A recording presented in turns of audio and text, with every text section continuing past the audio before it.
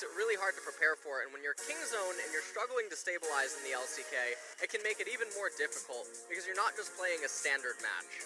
Yeah, it's a really good point. I mean, you have this essentially new meta here in 9.1 where all the teams are trying to figure out what does success playing some very strange League of Legends, some very highly mechanically skilled players on this team. We can always talk about Keen and how crazy he is.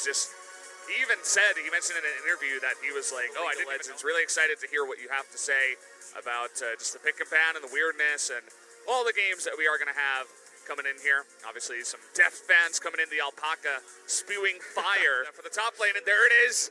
Annie's showing her face, but will it be played? Because Morgana already in the lineup here, and it will not be, as looks like UCal probably going to be hopping onto that Azir. We talked about how Afrika had a lot of short-range champions, and they had that heavy engage inside of Camille, and so rather than just funneling into that one-dimensional type of team composition, I like that they accompany this team comp with the Azir. Massive amounts of range. Looks that way, so match number 17. Game 1 is starting now. King Zone up against Afrika. Let's hop into it.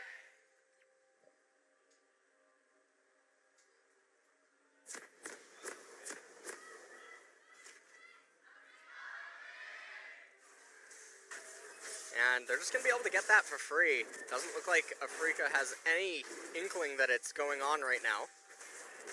It's getting pretty low. They actually call over Tucson to come here and tank it. Otherwise, would have had to smite early. Goes in there with the smite. Just wants to get home. I'm glad you mentioned the movement speed around the map because Camille, we'll have to wait and see. Here comes that dive you were talking about as in goes Dread. Rascal taking a lot of damage, but Culling is going to be blocked there by a bunch of the minions and Keen. As I expected, taking a little bit too much damage, too much fire there from the turret, and the gank will not be pulled off. He's not going to have any mana. This Azir is going to be very, very stunted in the mid-game, and that's actually where they need him most. Yeah, they definitely do, and that means that they're essentially having a losing lane. They might have to give up more objectives, including a Rift Herald, which will go the way of position to try to defend this one.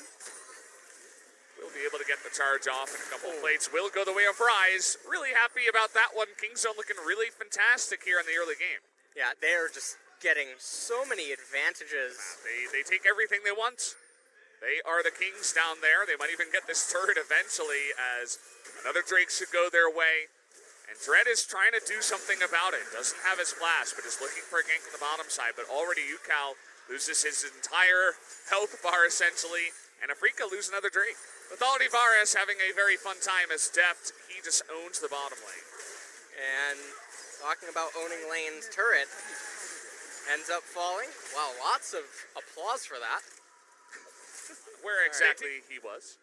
The poke damage is just absolutely bonkers right now. Okay, well, they do have Tom Kench, but how about the full engage here as Tucson down to Grey Health. The big stun comes in from Cuz as he turns this fight around.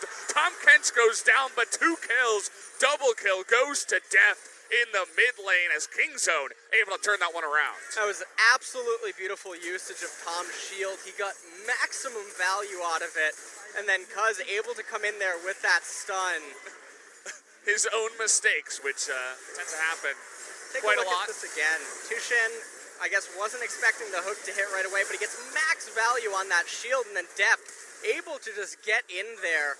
Right at the end right there, the red buff able to help out. You see the coaches very happy. Even got the crowd reaction at the same time.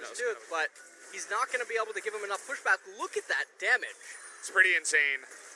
And, well, they're going for it here. It's actually Lucian going to be caught out as Keen just disappears. And now Proud in a ton of trouble as well. No need for the Realm Warp as 2 kills come in, kind of gifted over to the side of King Zone as they are popping off here in Game 1. They're going to get this Tier 2 turret, and I liked how Keen seemingly just ran into Deft. He just said, you know what, just take me. At this point, put me out of it. I can't stand it anymore. I can't. Gold lead here at 20 minutes. And with that Mountain Drake and how far ahead King Zone is, they can convert any kill into a Baron. You were talking about turret siege. Well, Deft is giving you a taste as essentially nobody can sit underneath the turret as Dread gets chunked out. Keen desperately trying to farm in this game. As here we go again. Actually, in a ton of trouble. Look at that damage. It's insane from the Varus and the Tom Kent. Pulling off another huge devour. Will Cuz die anyway? No, he is going to live on the backside, and here comes big boy Urgot looking for a big flank in the backside, and there's Pawn as well, as it is just utter disaster in this game now. Only Keen survives. He wishes he was dead, but he is going to be chased down here by the rest of Kingzone. As we're getting the big-time angle here as well. They're just going to ignore him and go for the Baron. It's utter devastation here for Game 1, LS. Yeah, and this is going to be the Baron picked up by Kingzone. And with how far ahead they are, the Varus, it's just going to... There's no way that Afrika's team composition can actually resist. They just don't have the items to try to wave play against these Baron minions. Oh, the taunts! This is actually hilarious. He died to the minions, too. Oh, what a break. This siege doesn't have to end, and Afrika, they're trying one last desperation attempt. They're trying to get Deft as desperately as they can. Nice Emperor's Divide is actually going to get him down here as Ucal is low, but not finished off. Tucson going to be binded as now Afrika looking to come back, but Cuz says no. Is going to hit him with his lamppost, and here comes Pawn as well. As the devastation continues, Keen cannot carry on this one. Is trying to kite. Cuz does a very nice job of it, in fact, but is too low to really do much. And Cuz says, I'm just going to go back to PvEing and taking down the turrets. Oh. See you later. And Cuz, meanwhile, going to be able to raise that inhibitor. And just look at the minion waves in top and bottom, respectively. They should be able to get 2 inhibitors here. Cuz running down, and they're even calling in the teleport from Deft. Actually, they should be able to end the game. You know, it's if they do want to try to force this, might not be a bad idea. Their siege is just insane with Deft, but they're going to take the LCK way out. They're going to play it safe, not going to try to force it just yet. Definitely going to be looking for the end soon as, you know, just a casual 14,000 gold lead at 24 minutes here for Kingzone, who... honestly, did not look very enticing in the Kespa Cup, and looked bad at the beginning here of LCK, but looking good today. We just take a look at this. They get a nice pick-off onto Deft, but the problem is that the remaining members just have extra items. They have too much damage. They're level leads. It just doesn't even matter that you've got Deft. Jax is too strong. Rascal's too strong. Pawn coming up. And with their whole team composition being so clumped together, it's just so good for Kingzone. Everybody's played that solo queue game where your team is desperately trying to surrender, but a couple of guys just say no, and even though you're down 14,000, 15,000 gold, kind of feels that way this time. Nobody's going to surrender, of course, here in pro play, but Afrika is going for gank brushes and desperate attempts to try to make this comeback happen. Oh. Well, time to go back to base. Baron is almost expired. Trying to do a little bit of poke damage onto Rascal. So, what do you think about Game 2? What has to change here for Afrika if they want to come back? I'd personally like to see the Vayne. What do you think, LS?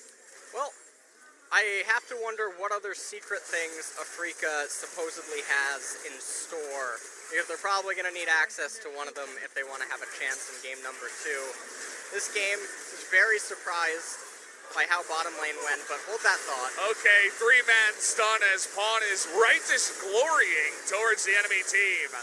The level lead and the items are just way too much as Pawn finally finding some success here, getting many kills for that righteous glory rise. He is going to go down though. 1,000 gold goes to Keen. As Kingzone look to end game number 1, looks like they should be able to in a cool 26 minutes. How about a couple of kills on the backside? Might be able to catch Keen, and there he does go down. See you later, as game number 1 in 26 minutes goes the way of Kingzone. And that was a really quick, indecisive victory. Kingzone just never let up any pressure. They just took one turret, the next, then they got some kills, converted that into the 3rd turret. They got Rift Herald almost as soon as it spawned. Cuz was just on top of stuff, especially, and the few glimmers of hope that Afrika had going for them just turned completely negative in just the blink of an eye.